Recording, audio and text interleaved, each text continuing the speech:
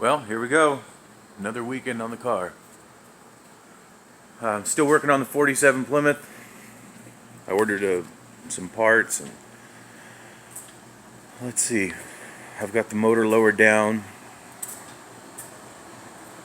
closer to where I want it.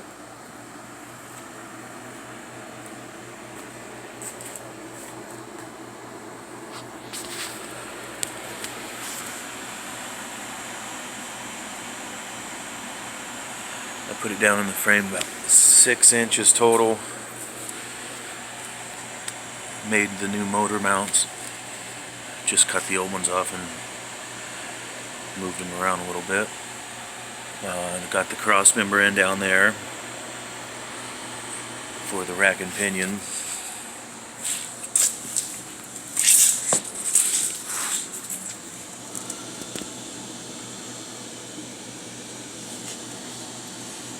So everything sits nice and even together. Nothing poking down below the bottom of the car. I still need a bunch of stuff. I need spark plugs, dipstick, oil filter, do my steering.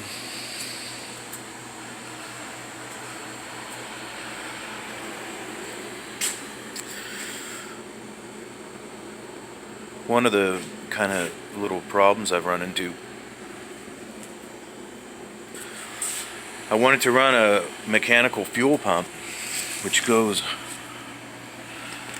right down here, but since I lowered this motor down so far,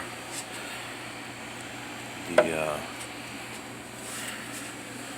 hits the frame where it would go, hits on this, so it would be back just about a couple inches, but then all the lines run directly into the frame.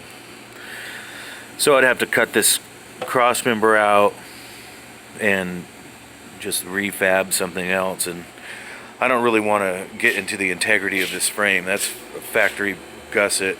I don't want to start cutting stuff like that. So I have these plates. I'm just going to use a electronic fuel pump. I wanted to do mechanical just because they last longer and they're more reliable than electronic, and I want this to be a long distance driving car. So, but that's fine. I ordered a electric fuel pump already.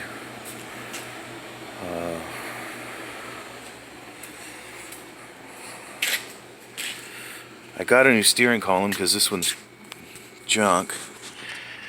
But here, you start the car on the key there, on the steering column. And the new steering column I got, gosh darn it, it doesn't have a keyhole on it. Just a blinker and tilt. No keyhole. So, that's going to add the chore of wiring a remote key and probably some sort of push button starter system, which was an added hurdle I wasn't planning on, but that's okay. Here's the new steering column, by the way. I got a lot of little stuff: thermostat, header gaskets, heat jacket for the starter. I had to get this special bracket to run the 700R4 because it has a TV cable that hooks right into there, and this goes on the carburetor plate, and it's adjustable. Carburetor return spring, header bolts. I got the locking ones that use this little keyway. You tighten it as tight as you can, and then you put this edge goes against the header and it can't move, and then you put that clip on it and the head of the bolt can't turn, because headers are notorious for coming loose magically. I got carburetor base plate and spacer gaskets, and I got a just an inexpensive gauge set so I can see the vitals, because the dash in the car isn't reliable yet. So that little gauge kit, thermostat housing. I got the air cleaner and filter. I needed the base for the Hawley carburetor. I had an Edelbrock before, so I needed the base anyway, and then I got a new element and everything. These are for the steering column. This goes on the floor where the steering column goes through the firewall to clean it up, and this holds it down off of the dashboard. And then I got these universal hoses, because they don't make radiator hoses for this car, obviously. Got a 12-incher and a 24-incher. I've never used these, but apparently you could trim them, and then you just put these couplers on. So we'll see how that works. And this is the fuel pump. I think it's 140 gallons an hour fuel. It's strong enough to do fuel injection in the future if I do decide to do fuel injection. And then this is the filter, and this is a fuel pressure regulator here. And I have 2 fuel pressure gauges, they're stored away in another shed right now. I didn't feel like dragging all that out.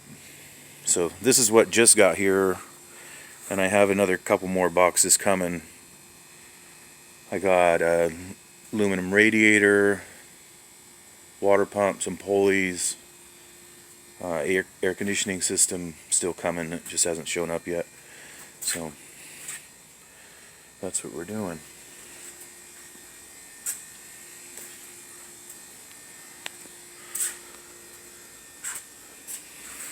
I think I'm going to end up running these Flowmaster.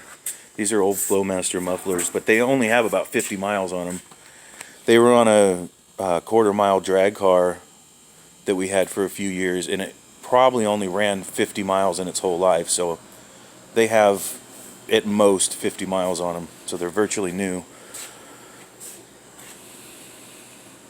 And, we ended up scrounging up a couple sets of Excel wires that are good, and that's like $100 thing. Those wires are expensive. There's all my extra parts waiting to go on.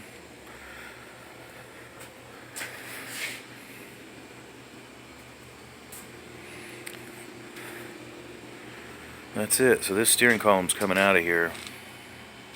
I still need to get a steering wheel somehow, something. I'm not sure what to get.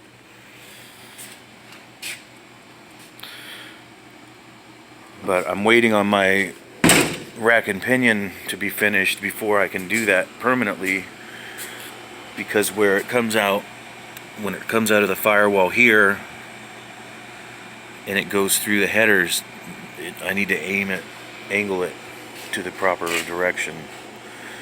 So, and what I ended up doing is I ordered new tie rods that actually fit here in my arm, so that will fit.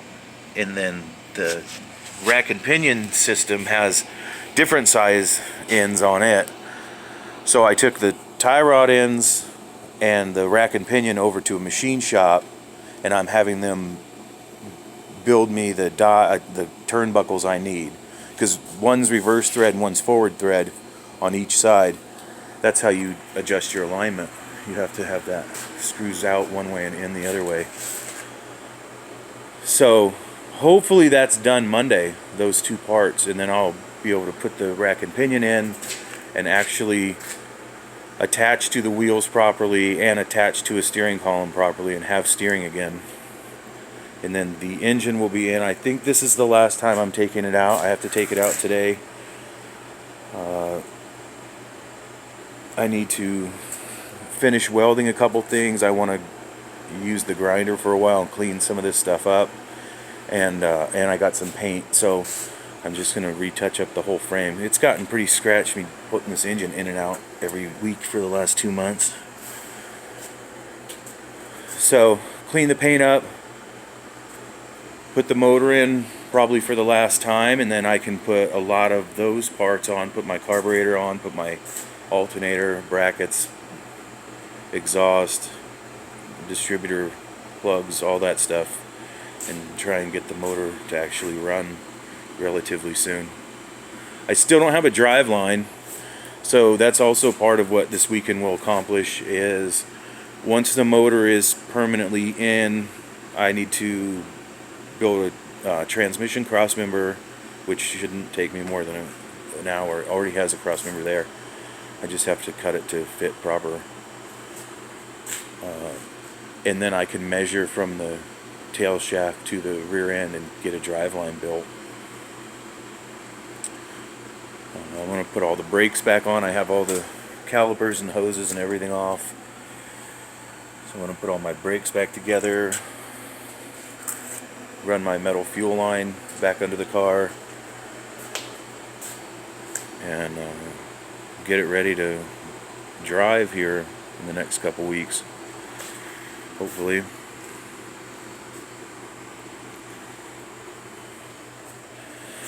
The wiring is going to be a little bit of a pain in the butt.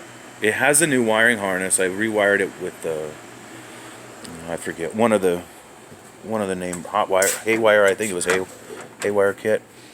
So all the wires labeled. If any of you've ever done these kits, every single wire is labeled every 4 inches or so. It tells you exactly what it is. So I just need to figure out how the starting system comes out of that column, and then take those wires and put it into a remote key and a push button. The push button was here originally, but now I have that for my headlights, but I suppose I can move that. And then the actual key went in this big hole here. So you'd turn the key to turn the car on, it wouldn't start, and then you push the button to actually make the starter go until it starts, and then you stop pushing the button. So I'll put it back like that. But I want to do the inside of this car as bone stock and original as possible. I have all the parts, all the chrome trim and every stainless steel trim that goes on the doors and everywhere. I have everything for it. The only thing I don't have is a good steering wheel. But I'll have the seat redone. Very similar to this. I think I want to kind of mimic this as the original look.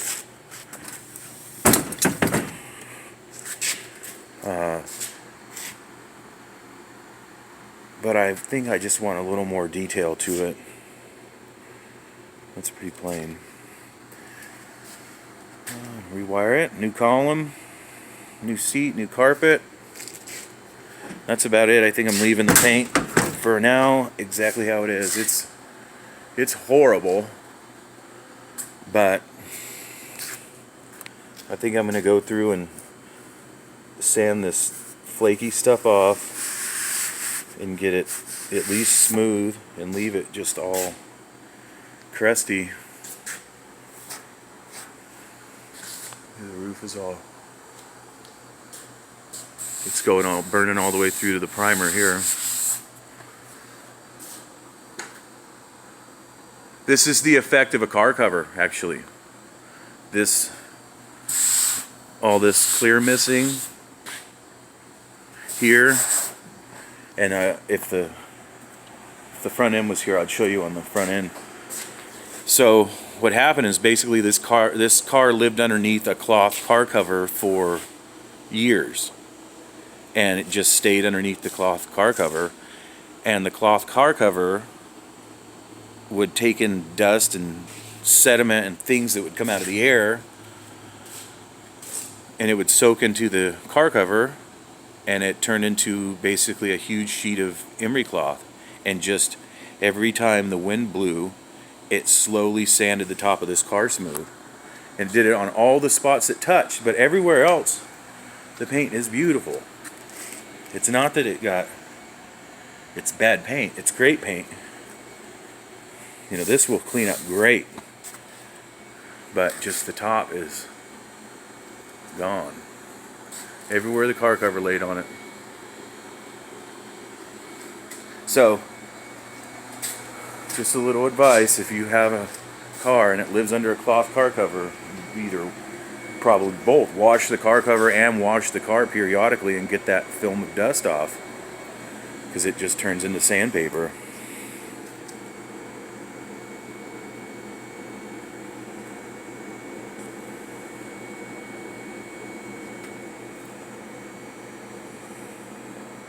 It's got a good shine to it. But I'm just going to drive it like this. It's fine with me. It's going to be a little bit of a rat rod, hot rod kind of budget built, thrown together with old parts from the shed.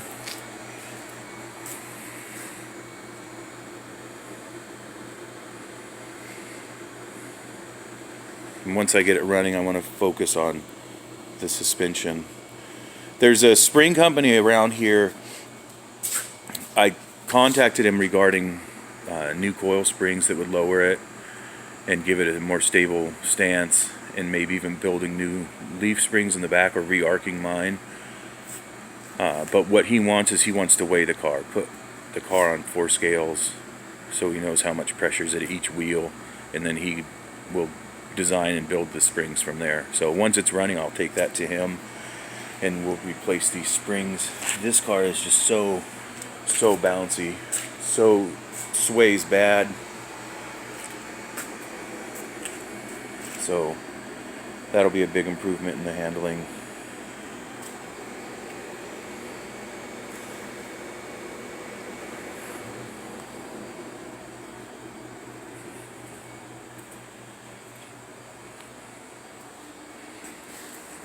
So that's it. I guess that's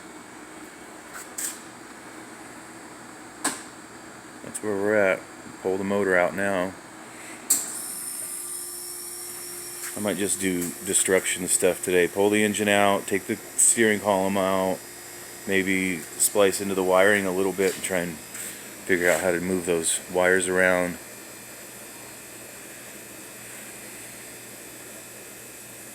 Alright, well, thanks for watching. I hope you leave a comment. Tell your friends. Leave me a comment. Let me know if you watched, what you thought. Please hit the like button for me. If you didn't like this video, please hit the thumbs down twice. Really show me. Hit it 2 times in a row for me. Alright, thanks for watching.